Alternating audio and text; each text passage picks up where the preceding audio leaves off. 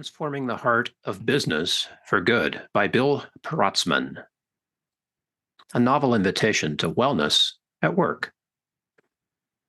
If you arrived at a live Taylor Swift concert that turned out to be just recordings without even a DJ or visuals, would that shift your energy?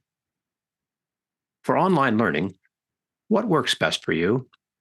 An audio read and test course or a human master teacher?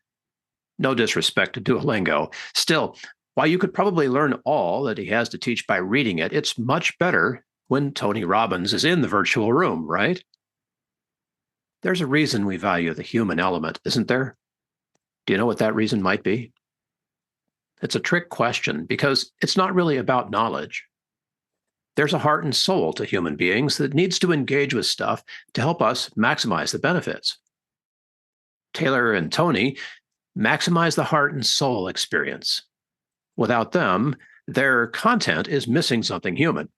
Sure, it sounds the same and the concert video is great, but it's not quite the same as being in the room, is it? Pivot to wellness. For real wellness, what kind of energy do we get from an app? What kind of energy do we really need? Actual human energy workers, such as acupuncturists and network chiropractors, just two examples, can answer that question at length. They can discuss how their modality works in the room with a client, one-to-one. Some healing and energy modalities work at a distance, although they still involve actual human beings. It seems ludicrous, but there's probably already a way of getting Reiki or spiritual healing work from an online bot. How about sound baths? Why do we trade our treasure to be in the room, on our yoga mats, with our eye pillows, immersed in sound pressure that could permanently damage our hearing? Even though we could hear the same sounds online, just as with the live Taylor Swift concert, we go into the room because we trust the human musicians to take us to a limit one more time. The point here is that it takes an actual human being to launch the wellness snowball rolling downhill. This is hands-on, even after you learn the protocols and your favorite wellness bot pesters you to practice them. And while there's plenty you can do for your own wellness, a recent study suggests that bots aren't really what we need. Wellness that really works. Many will argue over the details, but the study concluded that the answer to real wellness is, wait for it, human to human. Volunteering our time and treasure was found overwhelmingly to be the best way to improve our wellness. Think about it.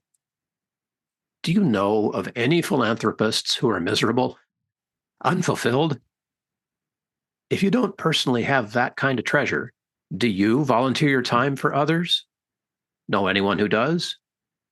Ask them how that feels. If getting out of our own headspace and comfort zone to do something kind for someone else is the best way toward wellness at work, it feels right to make this more widespread. If all the time spent using wellness apps was transposed into volunteer time, what would be the benefit? If you traded your time in that wellness app for volunteer work, what would your time contribution be? Do you have a wellness practice that you could also share as a volunteer? Lead yoga, breath work, or meditation sessions at the office or some other place that needs them? Bring sound healing to at-risk people in homeless shelters or jails? Wellness and music.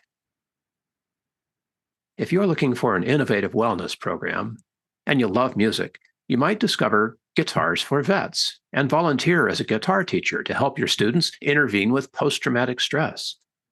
Or you could become adept in musical self-care and volunteer with your local music therapy organization or in music-informed palliative, memory, or end-of-life care. Or you could use some of the magical energy dust from that Taylor tour or Tony Date with Destiny and learn how to transform wellness for a room full of people with one skillful question. What's the music on your heart? One-to-one wellness. To summarize that study, when you give, wellness comes. And who doesn't want that? So put down your flat thing and use the time you would have given to the algorithm to do something good for someone else, because doing that for them means wellness for you. You have all the evidence you need. So what's stopping you? Be well.